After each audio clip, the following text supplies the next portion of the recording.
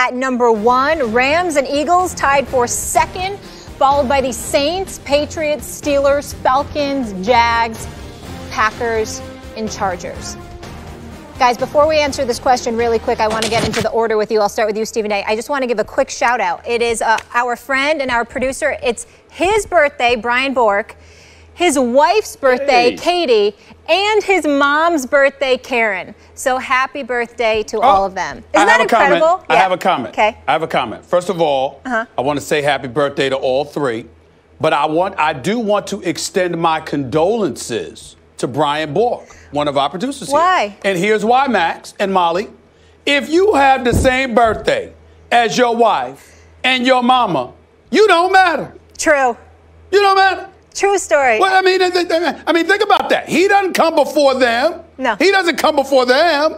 I mean, the wifey and mama, I mean, his birthday just comes and goes. You just got older. That's all. They're the ones being celebrated. True. You just got older. Yeah, it's like the kids who have the same birthday as Christmas. It's your birthday. Yeah. Think of the work you have on your birthday. Your wife and your mother. No. Yeah. Anyway. Yeah. No wonder why Brian needs all the love from us. You understand what I'm saying? All right, you guys. He got to give it out. He can't give it. He got to give it. Let's go back to football here. So I told you Vikings at 1, Rams and Eagles tied for second, followed by the Saints, Patriots, Steelers, Falcons, Jags, Packers, and Chargers. Stephen A., Vikings at 1. Do you agree with this order? Hell no.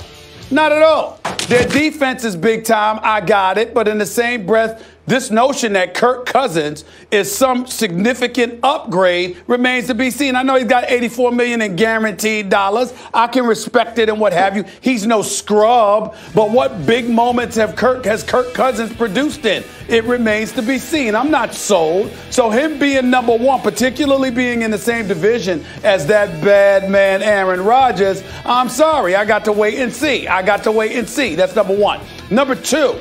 The Eagles are the reigning defending Super Bowl champions. I suspect Carson Wentz will be back. If not week 1, definitely by week 3 or the first month of the season. And obviously, he's considered better than Nick Foles. We got to put the Eagles up there. Look at the Rams with Aqib Talib and Marcus Peters in the secondary. With Ndamukong Suh joining Aaron Donald, who I believe will return. You got to look at the Los Angeles Rams having an upgrade in their on the defensive side of the ball. Not to mention that Jared Goff is no longer considered a bust or a scrub. Todd Gurley was an MVP candidate who has now gotten his money. The Rams are no joke either. And obviously, I would also put the Patriots ahead of the Vikings. Why? Because not only are they the reigning AFC champions, but they're in the AFC East. So by virtue of their division alone, they're going to win the division.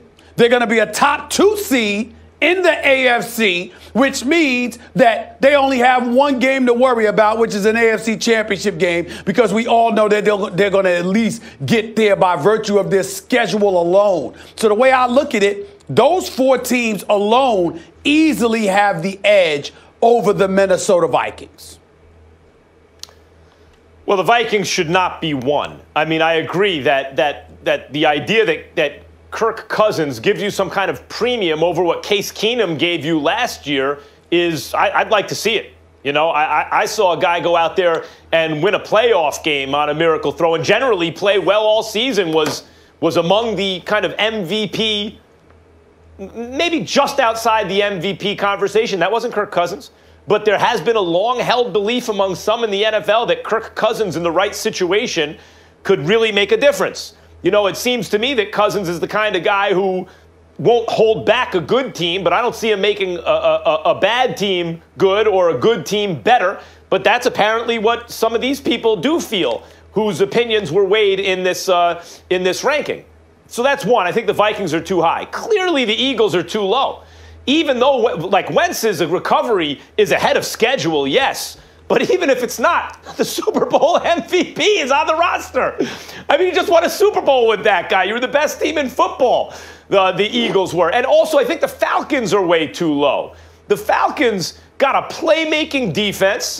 They got a good quarterback. They got a 2-headed monster at running back. The Falcons are a talented team who maybe you could argue should have advanced in the playoffs last year, you know, against the eventual Super Bowl champions. So I think the Falcons certainly would be the team that I look at and go, they are pegged too low. And we agree about the Vikings, too high.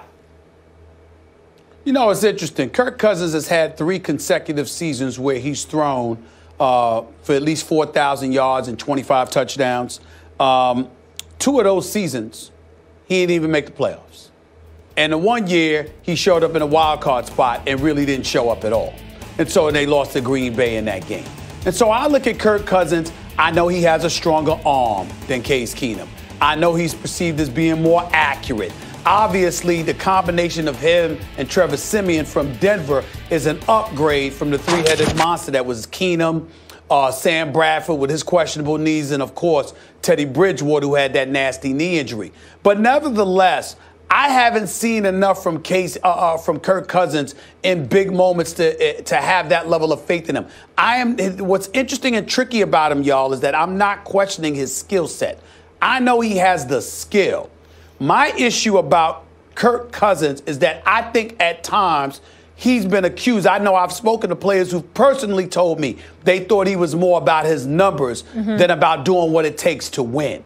Making sure that if they were to lose, it was not his fault. Being that chance taker, that risk taker, that's not necessarily Kirk Cousins. And as a result, we don't have too many big moments to lean on when it comes to that about him, which is why I got a question mark, because in a division with Aaron Rodgers and Matthew Stafford, Kirk Cousins is going to have to step his game up. I'd like to see if he can. Also, so much of this stuff is branding. You know, you have a journeyman quarterback, and he hasn't been with one franchise the whole time, and the expectations weren't sky high, et cetera.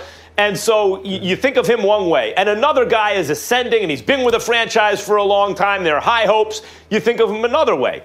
Case Keenum, as I mentioned, was, if anything, just outside the MVP talk and had a great playoff win and hung tough with the Super Bowl champs. What did Kirk Cousins do? You know, like when you think about the teams he's been on, have they been appreciably worse? And has he made them well, they're a little worse than the Vikings last year. But has he elevated the team? And then also, if you think Kirk Cousins is that good that he could elevate the Vikings like that, what must you think of Alex Smith? I think because in Washington they think they upgraded. I think it's also getting Dalvin Cook healthy too. I think there were high hopes. That's for where him. I was going. Yeah. So I think that's a huge part of this, not just the quarterback. Because here's the deal. Here's the deal, y'all. Y'all can appreciate this. If you're raving about what you believe Eli Manning is going to do, not just because of the presence of Odell Beckham Jr., but because of the arrival of Saquon Barkley, right? Well, then Dalvin Cook was that dude. Before he goes down in week 4, the brother's averaging 4.8 yards a carry.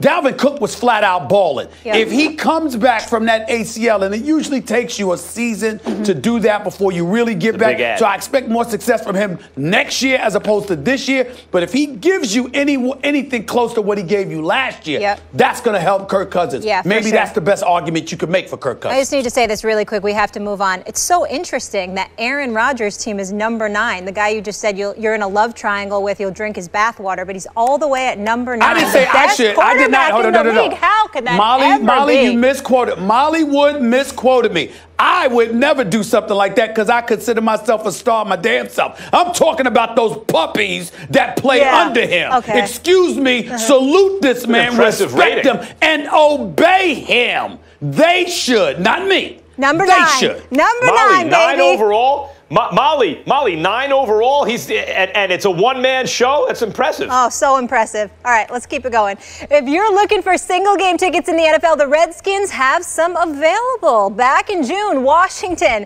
admitted to a mythical waiting list to purchase season tickets, which the team claimed had as many as 200,000 names on it.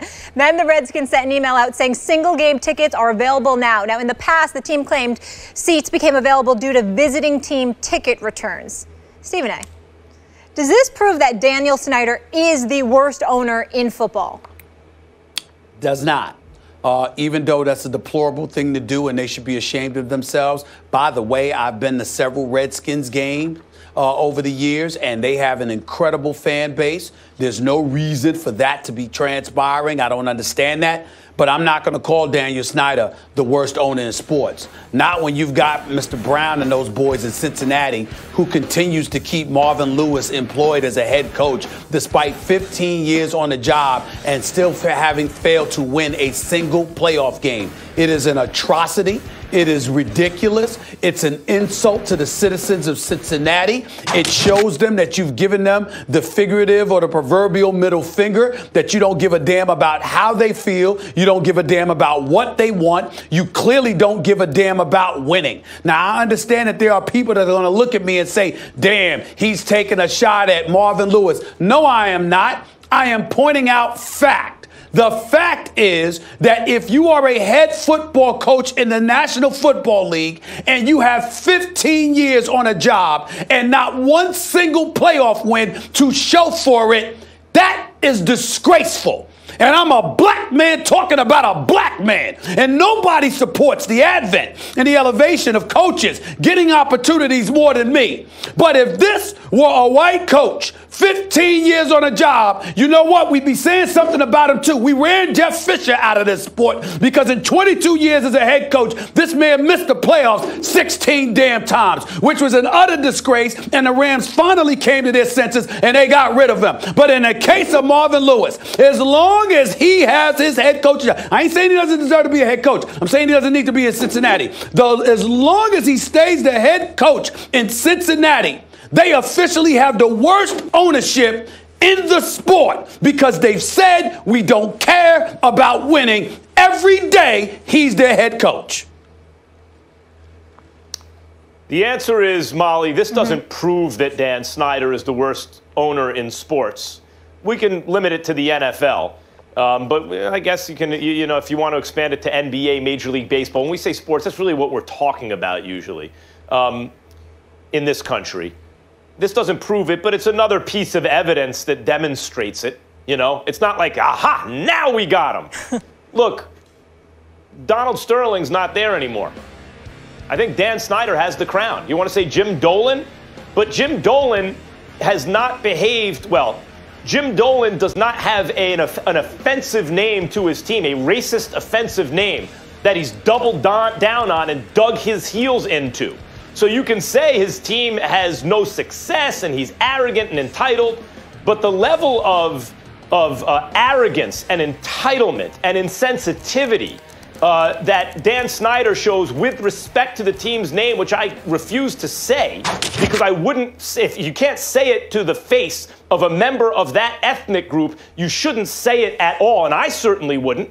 I wouldn't go to a Native American reservation in this country and use the name of that team, refer to anyone on that reservation using the name of that team. When you combine that with the fact that, as an NFC East fan, Molly, you know, every year, what's the team that's the least interesting in the division? Which one? Which is the team that you have the least trepidation about facing? The Redskins. When was the last time they won a Super Bowl? When you take the futility on the field with the level of arrogance concerning the social issue off the field, I give you Dan Snyder having replaced Donald Sterling as the worst owner. I don't consider it arrogance. Whoa. You went Donald arrogance. Sterling. Yes, but of course, the name, the Washington name issue is much more important than the ticket issue. Guys, we got to leave it there. Still to come, Aaron Rodgers weighing in on the Trump player protest controversy. Finally hearing from a quarterback other than Dak Prescott on this subject. Wait till you hear what he had to say. The guys will dissect it. Also, Seattle, the next city that the NBA should be putting a team in, or is it Sin City, baby?